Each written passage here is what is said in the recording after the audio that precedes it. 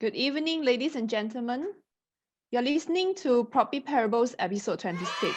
And hi everyone, my name is Vivian Chong. I'm the ESG advocate of ProppyApp, and I'm tonight's host for this episode of our Proppy Podcast. Before we begin, ladies and gentlemen, if you are invited here by your friends tonight, just to let you know that every Sunday night, 9 p.m., we are doing our live podcast session. What we do for our podcast is that we will invite our fellow Proppians here, our friends, and also industry experts to have conversation with them, getting them to share with us and also inspire us with their stories. So if you'd like to know more about ProppyApp, please get in touch with your friends who have invited you today. Come into our Saturday session as well as we share more about what ProppyApp is. We are having both English and Mandarin ProppyApp sharing sessions and also podcasts on Saturdays and Sundays. So today, other than having a live session, we are also recording this podcast to be posted in our social media channels, Facebook, Podbean, and YouTube. So please subscribe to our channels if you'd like to rewatch the past sessions or if you'd like to be notified on our newly uploaded contents every week. And also a gentle reminder to our audience today who are here listening in live, please turn off your video and your mic throughout the session as we are recording this podcast. So by the end of the conversation today, after the closing, you can stay on as well. You can turn on your video and audio to say hi afterwards, after we close the conversation. So everyone, ladies and gentlemen, this evening on Proppy Parables, the topic is the passion paradox, and we have with us a VIP guest today. But he's very, very down to earth.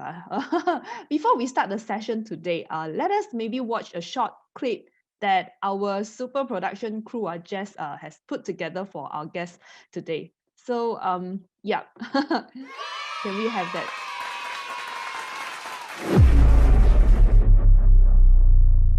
If you wanna go down, down, down, down, dig it. Love it if you wanna go down, down, down, dig it.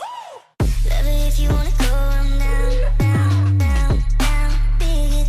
Love it if you wanna go down, down, down. You're the one, could you be the one?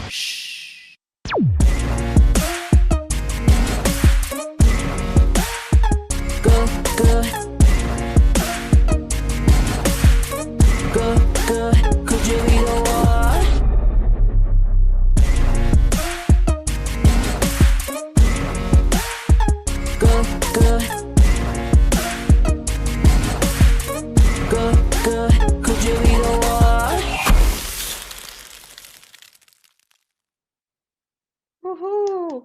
So, ladies and gentlemen, on our last episode of season 1, Proppy Parables, we have Jason Lu with us today. Hi, Jason. Welcome. Hi. Good evening, everyone. Hi. So, Jason, let me introduce him a little bit first. Jason is a practicing lawyer who has assisted in advising companies in their IPOs exercises. He's also assisted in advising public listed companies in various aspects of their corporate exercises and complying with Securities Commission's guidelines, listing requirements, Capital Markets Services Act, Securities Industries Act, Code of Takeover, and many more. And also he is an activist, a passionate politician. I don't usually introduce my guests that much, Jason, but Jason definitely has a long list of profile that I just have to introduce a bit more of you. So Jason, I think our audience will also be very interested in this. Maybe can you tell us more about yourself? Something where I can't find online. Okay. First of all, I have to thank Vivian for inviting me so many times. Yes. I'm a bit tense. Thank you for coming. Your message. And also thank to Jess for producing the video. In fact, previously for many years, I have been also always preparing all these publicity material. But for the past 3 years, I seldom do all these things because just now Vivian introduced me as politician.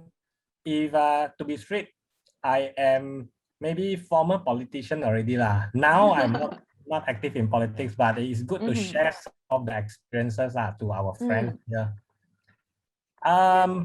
The things that you cannot find online, right? You mean? Yeah. Probably it's more Your about life story. about family. Probably about family. I seldom post family related updates. Seldom lah. Last time I was tempted at times to post also lah. But maybe last time a bit conservative, sensitive. I was advised try to reduce posting about family updates lah. So there are family things, personal development that maybe you cannot find online. Next time I post more. Yeah, it'll be good. Yeah. It's so I know that you have 2 beautiful kids. Huh? Yeah. Other than that, tell us a little bit more of your life story lah, or maybe where you graduated. Where you graduated, how you met your, I don't know, your life partner, your wife, and then yeah. Not sure whether she's working or not. She's helping the kids to shower the kids. By the way, okay, self-introductions. I am a typical Penang Island boy lah. I can speak typical Penang slang Hokkien. Comparing to a few of our Proppians here who I have heard of them speaking Hokkien, their Hokkien are a bit off one, not the super quality one. I can speak a lot of Hokkiens, a lot of Penang nights also. They seldom use, at my age lah, because they are more exposed to Mandarin English already. Tell us a few. Okay, teach us a few. Sembang is Malay, what? I know. I want to introduce you about the Hokkien. Okay. This is. Sorry, again. Kakok. Yeah. Kakok is Sembang. Yeah. So that means chit chat lah. Chit chat. Kakok. Okay. Yeah. So that's not what the usual Hokkien from the southern part would use, is it? The youngsters, there are some words that they seldom use. I am more fluent about some local Hokkien because I always talk to my grandma. My grandma is 89 years old. So the Hokkien that in their generations, when they talk about those words, our generation we seldom use. So if I have somebody from the southern part or the younger ones, it would be a battle between, Hokkien battle between Penang and maybe the Mauryan's. If they are here today. Yeah, maybe we can talk about that more in our late after show, our clubhouse as well. So you mentioned that it's a formal thing, right? Getting into politics, being an activist. Maybe can I ask you why? Were you so passionate in this? Doing publicity for all this. I would say it is more towards coincidence. Okay, first of all, when I was in my schools, primary school, secondary school, even university life, I think I was quite active lah. Then, but I never really took the initiative to participate in political related activities in the university because I don't think that I am very passionate and interested about the political development in Malaysia, comparing to my university mates who were very active in those student affairs. But it was maybe coincidence that I had a little bit of DNA that I am someone who is very active. Then after I graduated, it was passed down, is it? Coincidence. Then I never thought of joining politics at all until the day when I received a message to get involved. But I was very active. You see the photos. When you see the photos just now, the second pictures, I was a Boy Scout. Yeah, I saw.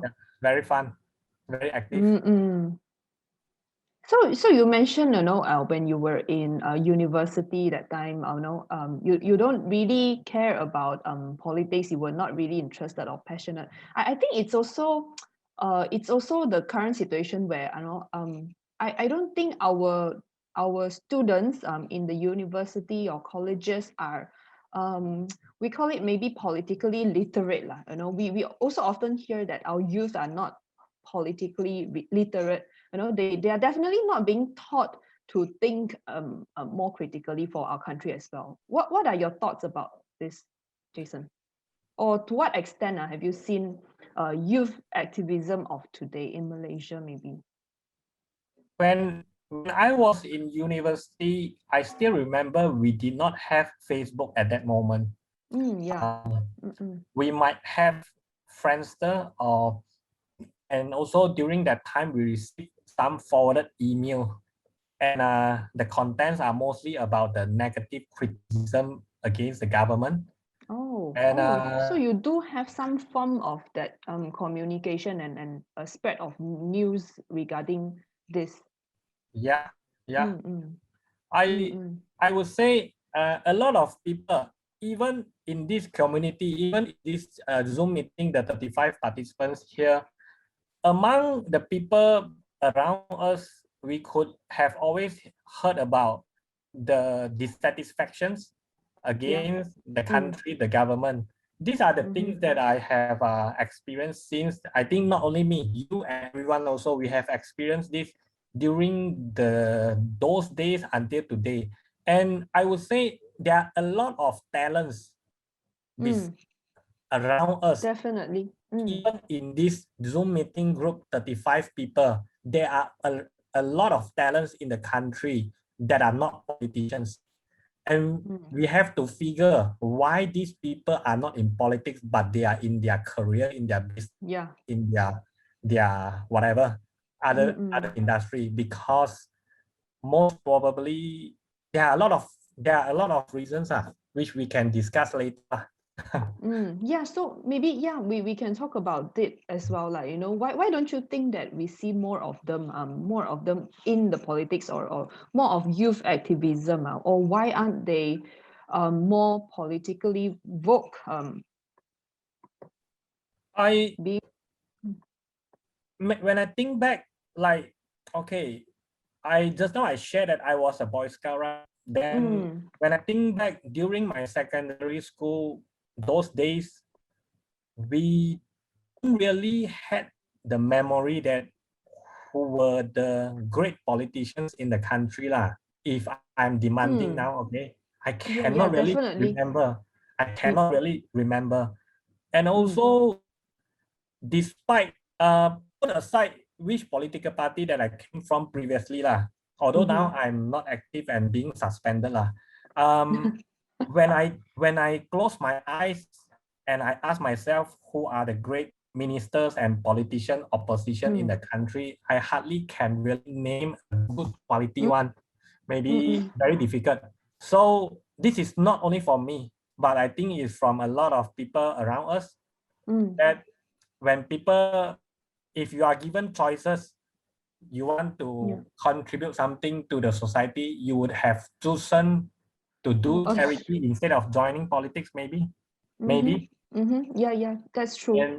And if you have limited time, have chosen to be active in businesses, careers, instead of focus politics, more on that. Because there are a lot of reasons. Because sometimes after you contributed, you cannot see that the changes are there. There are no light at the end of the tunnel. And being youngsters, you have a lot of ambitions. You are passionate. You really want to change the world. It's true. But then all we hear is the negative news, the negative complaints about the government and stuff. So it's kind of dark and gray and losing hopes for maybe the youngsters as well, right? Yeah. And I think also being involved in education industry for many years myself, right? I think the current syllabus are actually in the public schools, right?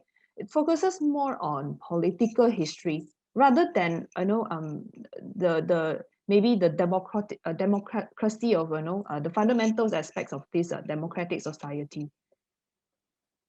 So yeah, they are we are I think our students are also not taught about these political issues as well, because we never know about all this. I think maybe compared to last time, and this has even I don't know, gone down the hill as well, because I don't think our university or colleges students are even being taught about political issues or this stuff lah. Yeah, I think from the other angle, last time during my time when I was in secondary school, I even couldn't be able to get to know about the political development other than Yeah. newspaper. And today's, definitely we have our social media, WhatsApp, Yes, Facebook. yes. A lot of youngsters, they can actually receive a lot of forwarded, even it's fake news, but they can at least receive some news. But Yeah.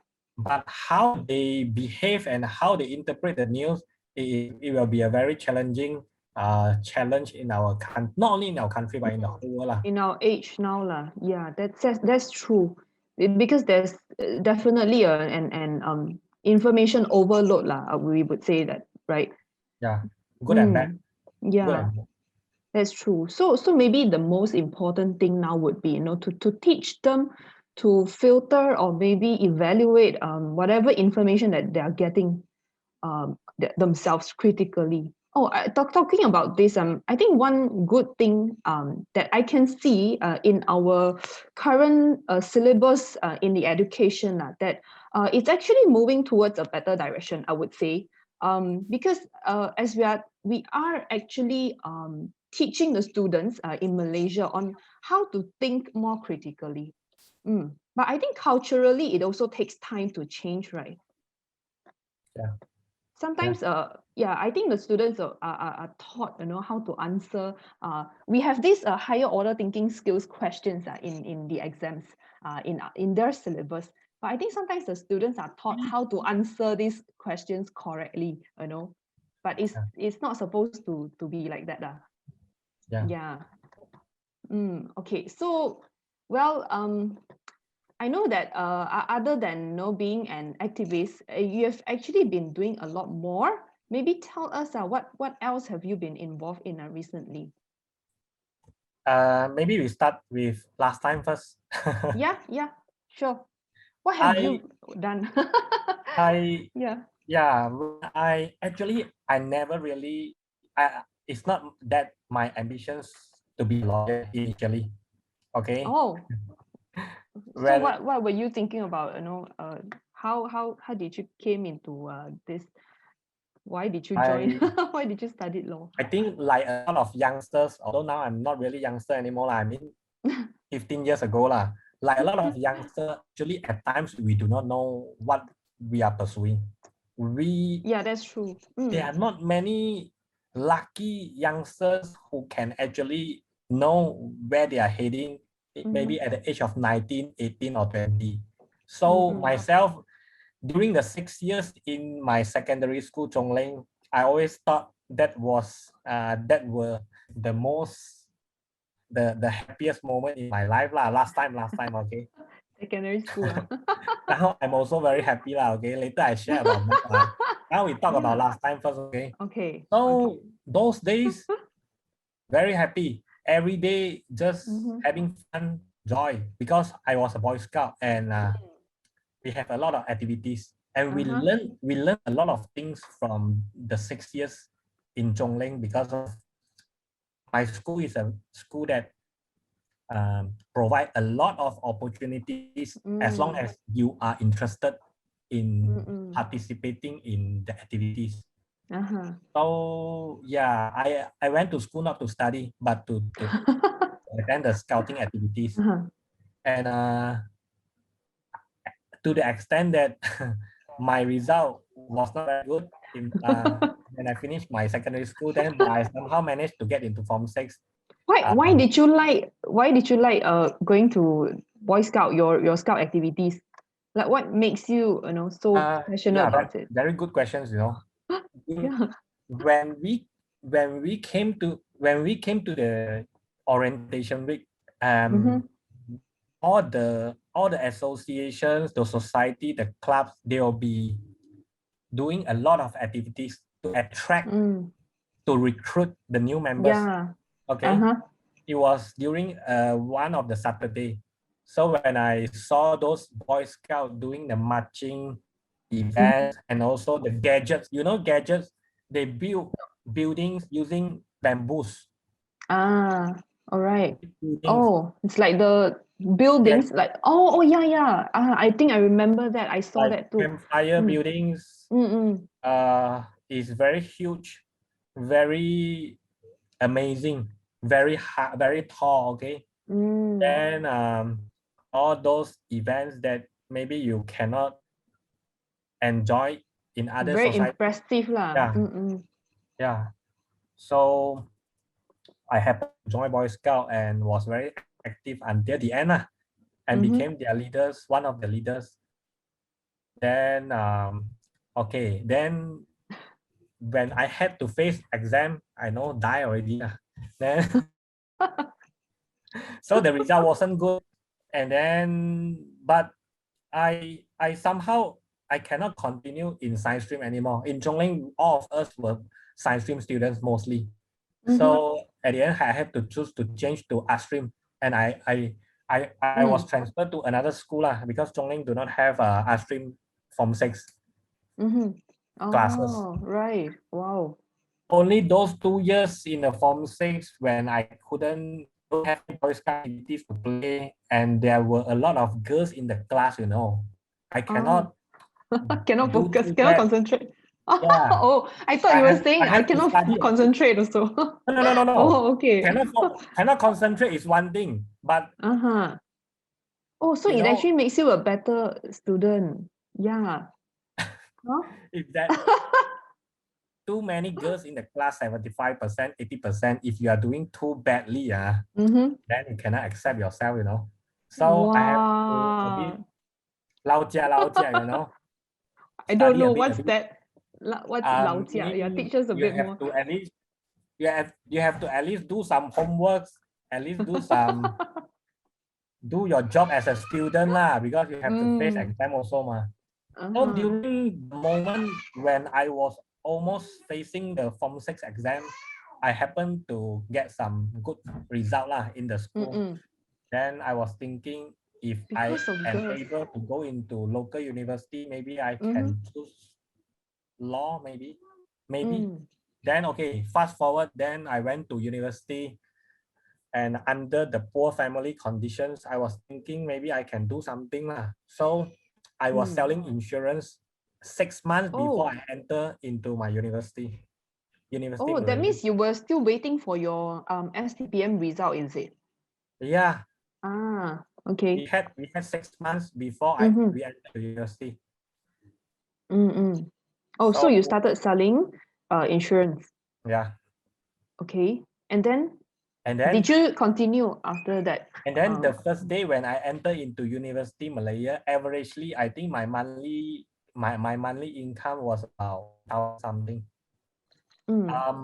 When I during my first day in University Malaysia UM, my consistent 6 months insurance sales actually allow me to enjoy about monthly income about 1,000 plus as a university student. Wow. That's good. Yeah.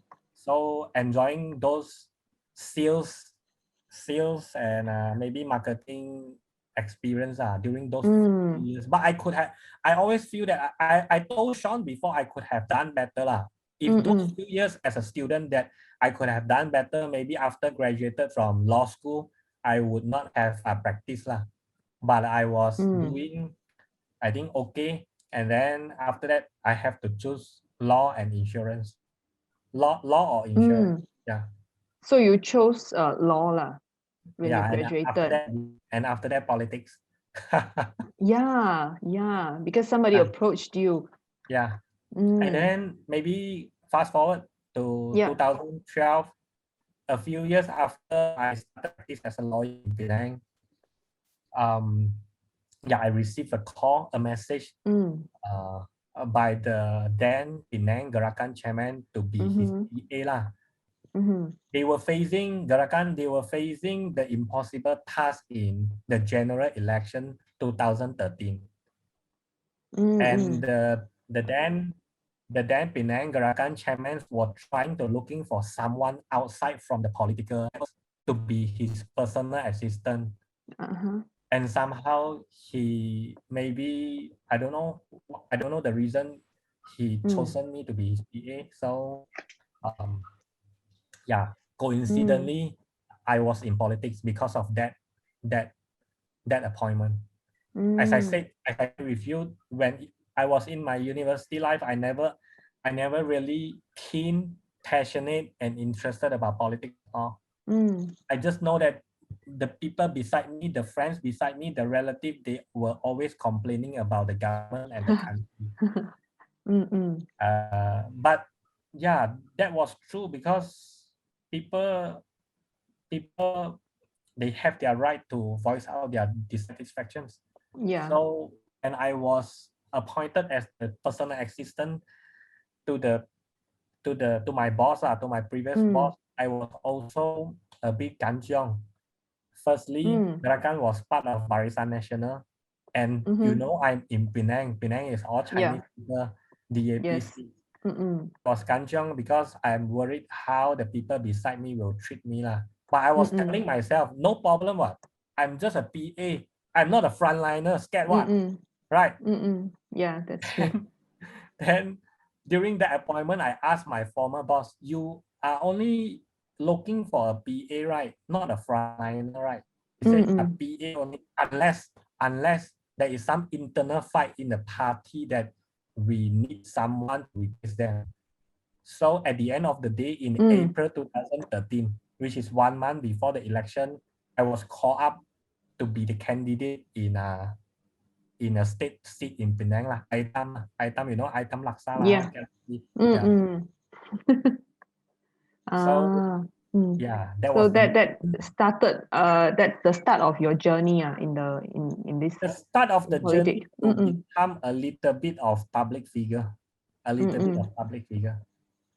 Can I continue? Yes, of course.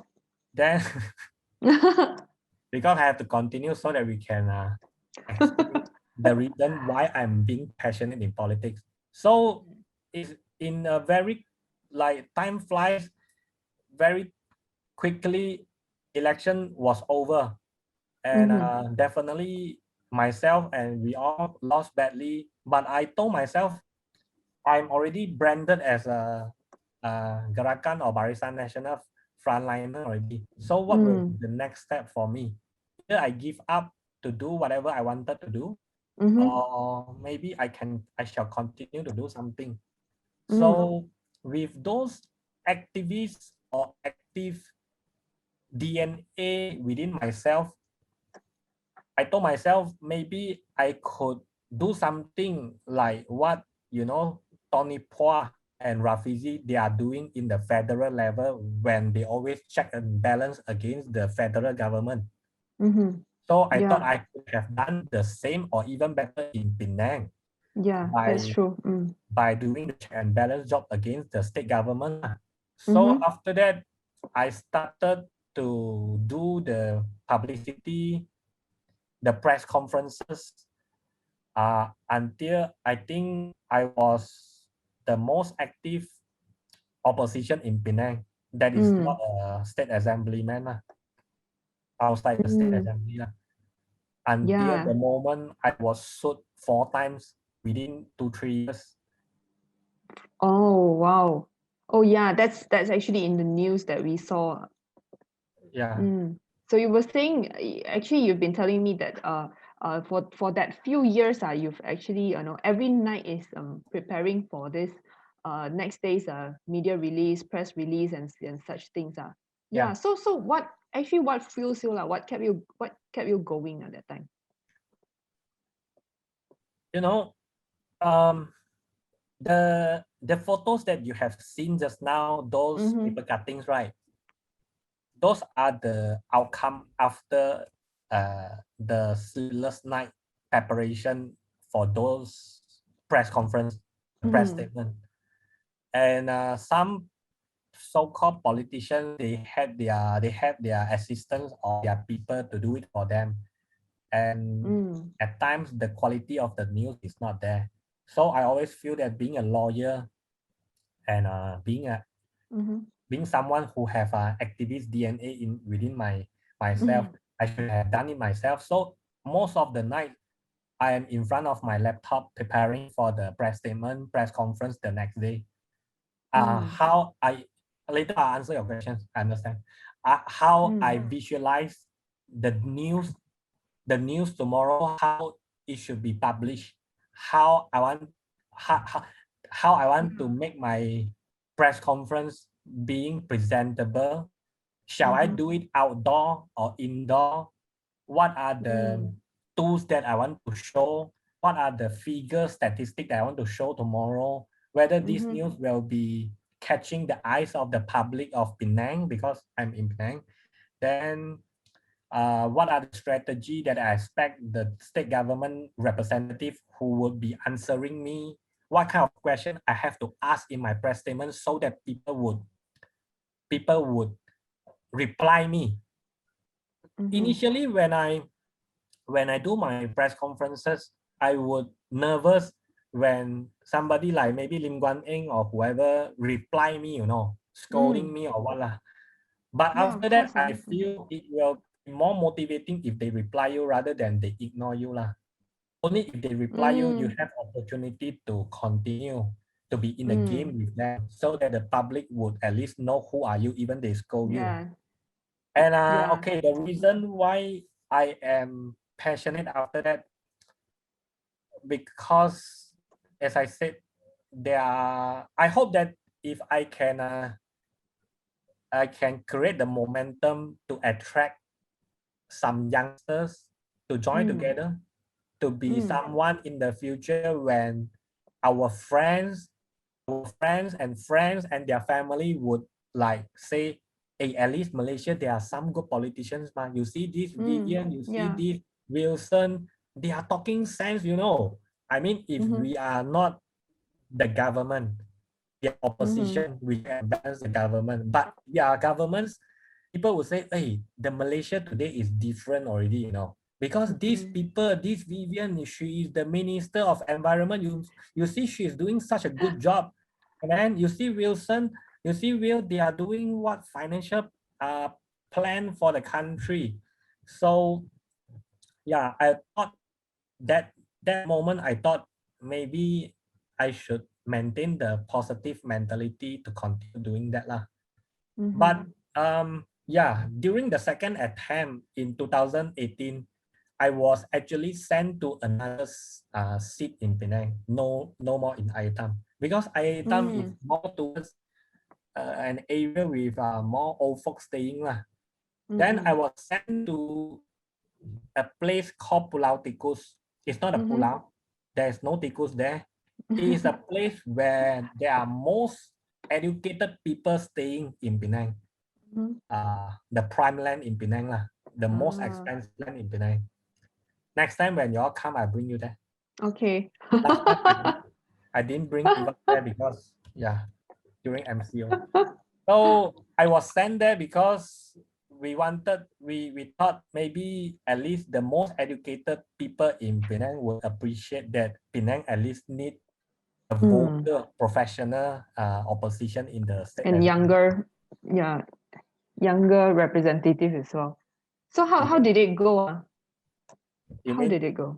Yeah, the 2018 one. Yeah, we lost again badly, even worse. because people, firstly, I think a lot of people still do not understand two votes that they vote in the polling room. One is for parliament and one is for the state. And then secondly, even if people know, they wouldn't have like consider the factors for them to vote for state is to have a strong opposition, or because they like the state government doing what they are doing.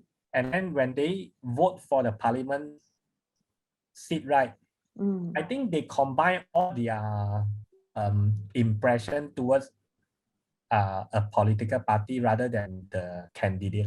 I would say a lot of people do not know who are their members of parliament or state assemblymen in their area now, maybe. Not to say those opposition who lost like me, they definitely wouldn't remember. People are easily forgotten. Yeah. You mentioned that actually a lot of people don't, they don't really know the difference, and they don't and also the youth, the young people, you also mentioned that it's good to get, attract them more into politics as well. Is that what you hope for in our country? Or maybe how do you plan to do that if you were given a chance? Yeah, that was what I hoped for, and that was, I think, a lot of people also hope for the same. Seeing a lot of youngsters in the country leading the country, playing some roles, not to say prime minister. You see, there are a lot of youngsters that are leading the world now. I did some Google search. Most of them are from Europe, the Finland prime minister, I think the Canada, the France president or prime minister. They are from 20 something to 30 something. The oldest also maybe about more 40. important roles at least, right? Yeah, it's good to have youngsters inside that they can share their view, at least participate . But talking about being government leaders is too far ahead, Vivian. We should have even discussed about how to make youngsters being interested about Imagine if you have two kids. They are, let's say, 16 and 18. They are now about to enter university. At this current moment, with what the political development in Malaysia, maybe as a mother, you wouldn't have encouraged your kids to. Yes, it's our culture. Yeah, exactly. But when we talk about the younger leaders in the world, it's more to the Western countries as well. Whereas in the Asian countries, we have this culture where since young, you are taught not to talk back to your parents, not to talk back to your elders. So it's in the culture, I would say. Do you think so? Yeah, it's a culture, and maybe a very, very uphill task for us, seeing what the political leaders are behaving all the while in Malaysia. I would say all the while. I actually saw some youngsters participated in the Malaysia political arena since 2008, especially from maybe PKR and DAP . It's good things, But the problem is that they participated because they wanted to change the government, or change the world, change Malaysia. But somehow, after some time, when they are inside their internal politics, there are things, a lot of internal politics . Every party also people facing all these things. Their motivations, they may face a lot of challenges that they are not able to even voice out, to be vocal, because some party leaders prohibit them from doing so due to a lot of interest. So even a lot of youngsters, they were successfully elected as the MP or the state assemblyman, but they are there only. They couldn't go further because of the culture, the word culture mentioned just now. So we need, I think, it's not for youngsters. It's not that as youngsters, it's good for you to join any political party now because you like some leaders from their speech previously. They were very aspiring, motivational. But it is even better that it's for a group of youngsters who could maybe list down what are the things that they are going to fight for the country lah, definitely for the country. And these people would like to fight continuously in the next, I don't know, 5-10 years to create the impact in the eyes of the public until one day when our parents would ask us, hey, have you heard of these people? They are about 20-something, 30-something years old. They always fight for something. They are even better than the current politician in the country. When our parents, when our grandparents would comment like this, meaning these youngsters have achieved some milestones. At least they catch the eyes of the people, different generations, that actually they can maybe replace or put up a fight against the current politician. When I say the current politician, every party's politicians are, because they are basically, a lot of them are hopeless. So you mean that they are not exactly given a platform to voice out, right?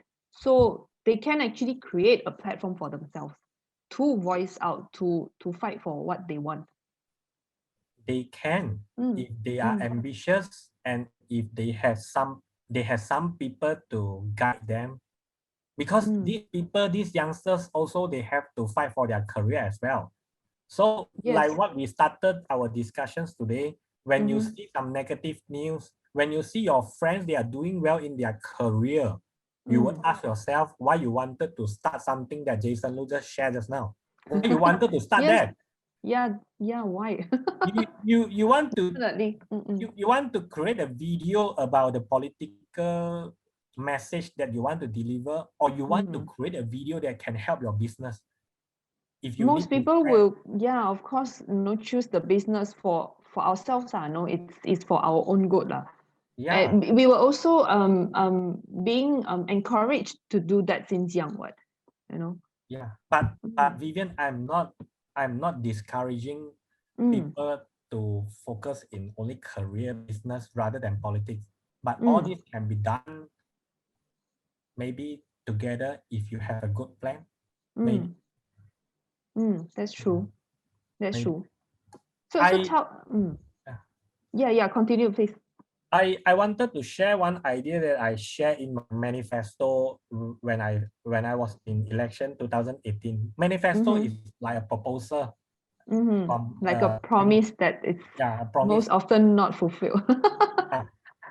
I thought, Wakil Rakyat suppose is someone who would bring the voices of the people into the parliament or the state assembly. I thought, but seeing what we have experienced from the politicians in Malaysia, I don't think a lot of real voices of the people are being heard by the leaders or by the country. So earlier, I actually suggested a very crazy, or you would say is a nonsense idea, meaning we can propose a certain sessions in parliament or in every state assembly. We choose some people from the ground to join the sitting sessions to voice out ideas or problems that they face. I said nonsense because the parliament is meant for members of parliament to be there to voice out. The it's representatives, not meant for public to join. Yeah. So if the representatives are already there, then why are the people there, right? Okay. Before you are going to propose more of that your proposal or your manifesto more, maybe we can talk about how can I ask you, like, how do you temper idealism with realism? Like, this is very idealistic, right? But how do we balance it out? We also talk about an ideal situation where all the younger people can come out and come in and do more, but it's quite idealistic in this sense, right? Also maybe in a short period of time, it's possibly not what do you think about that? What's your thought on this? Definitely not all ideas will be materialized at the end of the day. if we have a group of right people to suggest, we can just keep suggesting. We are not implementing at this moment until to the stage where the authorities or so-called the government leaders, they are willing to sit down and talk to us. Let's brainstorm together. Or bit by bit, we achieve, a little bit more Yeah. every time. Yeah, that's true. Can we maybe narrow down to some smaller topics? In 2018, one of my manifesto was to create job opportunities for the underprivileged group. That was a very uphill task where you had to plan, you have to find jobs that is suitable for the underprivileged. Yeah. Those OKU. Yeah. If we are able to do that, those parents of the underprivileged kids, some of them are not youngs anymore. They could be 40-something, 30-something, but they are like kids lah. But if you are able to find the balance, I know talk is easy, and you have to train them to do some works, and it's not for them. The income is not important, but at least their parents would feel that one day when they are leaving, their kids can at least take care of themselves. They can be more independent in that sense as well. Yeah, you saw I carry some dogs just now in the photos. Oh yeah. One of my manifesto was to maybe create this, we call it animal park animal corners in the parks. In every park around us, but difficult because of the sensitive issues in Malaysia. Yes, very difficult. Yeah. A lot of issues. Yeah, I'm a dog lover, and I have a dog lah, and staying in Kajang, right, we don't exactly have any place to go. So we have to bring him maybe all the way to a place, a park. It's called Desa Park City lah. Sometimes we go there lah, which is actually 1 hour away from our place. No, that's really bad. Yeah. Too far. So Vivian, you see, I would say I don't regret. I know I'm not sad that I lost badly during the 2 elections. On the night of the 2 elections announcement, actually my teammates, they cried, but I didn't cry. I just feel sorry, my kids are disturbing. It's alright. I locked the door already. You can ask them to come in as well. I thought, like Penang, I was fighting for the state seat, and in Penang State Assembly there are 40 seats lah, basically. So if I am one of the state assemblymen, I will be attending the state assembly sessions together with the other 39 state assemblymen. So I always feel that after all the hard works, about more than 500 press conferences, the spirit of check and balance and all the ideas, I think all this qualified myself to be a state assemblyman. State assemblyman is so little, very small role comparing to member parliament, if you want to compare, because we have 222 members of parliament. But the problem is there are a lot of people who were elected because of the parties, because the parties, people choose some candidates because of the parties. And this is not important for me personally that I lost. In fact, looking at the better side is that I'm doing well in my career comparing to before election, that time was a bit crazy. Every day press conference, no money also can do press conference. Yeah. Last time when I was smaller, I thought every day when you read newspaper, those people who always appear in the newspaper must be very successful people. In Hokkien, we call them Sing Kong, Yeah, that I can understand. Successful people, yeah. If you see somebody every day in the newspaper lah, you think how Mhm. badly that people can be Yeah, career lah, yeah. I mean career. But Couldn't be, have yeah. imagined, you couldn't have imagined. I think Philip knows. Every day press conference, every day like debate with people like Lim Guan Eng, a national leader we was okay. But I have nothing. My career almost, I think 95% of my time I spend in politics. I don't know the other Wow. 5%. Okay, I cannot remember already. Mm. But I want what I wanted to share is that if I'm in the state assembly, I think it will be more happening. It will be more happening. For myself, I'm in Penang. It will be more happening in Penang that if there are people who are facing problems, I'm becoming their voice to bring issues into the state assembly. Just like the ideas that I shared just now, if the Wakil Rakyat cannot bring the voices of the people into the state assembly, then they are failed actually. That's why you see, I remember one of the slogans that I always fight for is to bring the voices of the people into the state assembly. A lot of people do not see all this playing very crucial impact in the society because of the impression of the politicians that we have in our mind. So one of the reason, not one of the reason, actually the reason that Wilson came to know me initially, we started with some political ideologies. One day we can definitely bring it again. We have the DNA. Would you say that that period of time is one of your proudest moment, Jason? Or maybe yeah, you continue. Or maybe your biggest challenge. It could be either one, right? Even today, if I have won the previous 2 elections, I wouldn't have said that those victories were the proudest moment in my life. I would say it is more towards like if I could have continuously established the working platform for the underprivileged groups. If I could have the opportunity to bring the voices of the people into the parliament or the state assembly, that those were more important comparing to I was the youngest candidate in Penang in 2013.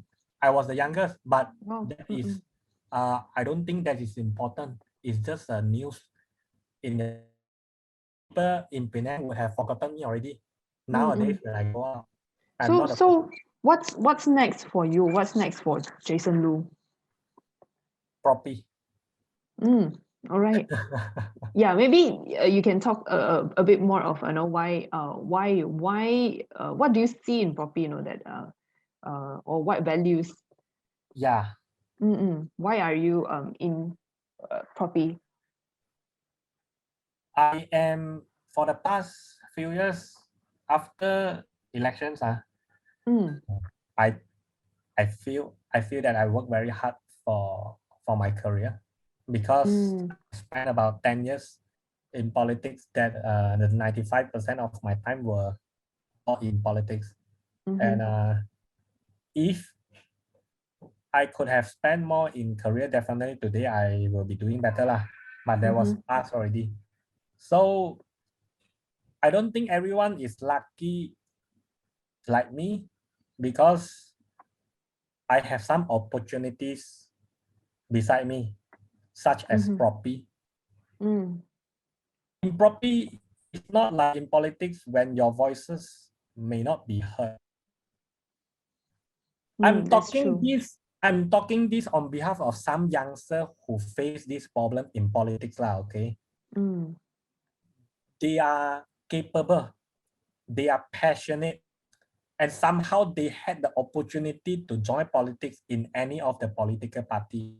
But due to maybe some internal politics, they were not given the opportunity to voice out or to be frontliners like me. I was lucky because I was very quick and the party never stopped me for doing the 500 press conference. Although there are a lot of people, there are people jealous at me lah. I mean, from the party itself, there is the reason. One of the reason today I'm not active lah because I'm suspended already.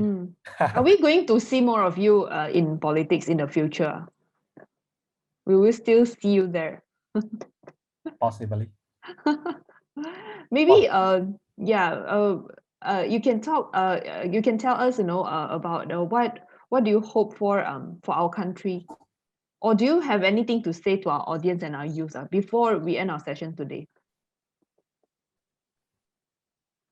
You have, as a youngsters, you have to be very hardworking.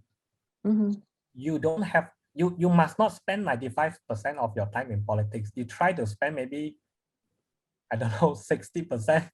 At least you have 40% to spend in your career. Last time I spent 95%. So you have to work hard to earn more money. You have to earn more money and invest your money that can generate more return, so that you can have more opportunity to choose to do what you want to do in the future. So like myself, I said I was lucky because I am being approached, invited to be in Proppy. So that I can still contribute anything even other than legal to Proppy. And youngsters, if you work hard, you can, on top of your work, participate in investments, learn things. Then in the future, you will have more freedom to do more things that you would like. Maybe like politics, if you want to save the country, if you feel that we are still able to save the country, although it's very difficult. Yeah. Very difficult. When we have a stronger foundation for ourselves as well, it will be easier as compared to having nothing and being we are not able to master everything, especially if we are close to ourselves, only your job. Like in Proppy, within months, I get to know so many people. I get to know people like you who can be a very good host, controlling the situation, the program. I had the opportunity to know an international senior lawyer like Will Fang that I'm able to learn from him, not only about legal aspect, but from how he conduct some meetings, how he gave me ideas about futures. Also people who is so fluent in his, he not only fluent in English, but his voices is so sexy like Ivan. I mean, it is, I like his voices lah. And that's why you are always in BBFM. Always, although he doesn't really welcome me. Someone who always think about the marketing ideas, how can we attract people, very hardworking people like Chong. I have to share some of the thoughts here because it's good for the listener to know why you want to join some platform like Proppy. The knowledge, the skills that you can learn from Proppy is even more worthy than, I would say, the investment return. But all are important. And that works here, be able to know from outside work. For example, if you are in politics, you always confine yourself to the political party members who always recognize your effort. Those who criticize you, you will get yourself distant away. Yes. I would say the same actually for myself also, and I'm here today also because of Proppy, or else I wouldn't have pushed myself hard to be in front of everyone here I've also been learning a lot, so it's really a good opportunity to grow together as well with a lot of people like you being so humble and being here with me. So thank you. Do you have anything else to say? I talk a lot tonight. Thank you, Jason. Normally I'm quiet one. Yes, so Jason has been very inspiring in urging for young people to work hard for a better life, politically and also career-wise, building livelihood for ourselves, developing our own career. So yes, thank you, Jason, for being here with us tonight and sharing with us your wisdom and your advice as well. Thank you. Thank you. And for those of you who are listening in, please follow and subscribe on our social media channels. If you want to get to know us more on Facebook, YouTube, and Podbean. And if you have any feedback or questions, also please get in touch with us. Please stay on after this live session to say hi as well. So we'll proceed to close this conversation for tonight. So thank you for staying on with us. I hope you've enjoyed our conversation today with Jason Lu. Ladies and gentlemen, thank you very much for being here and good night.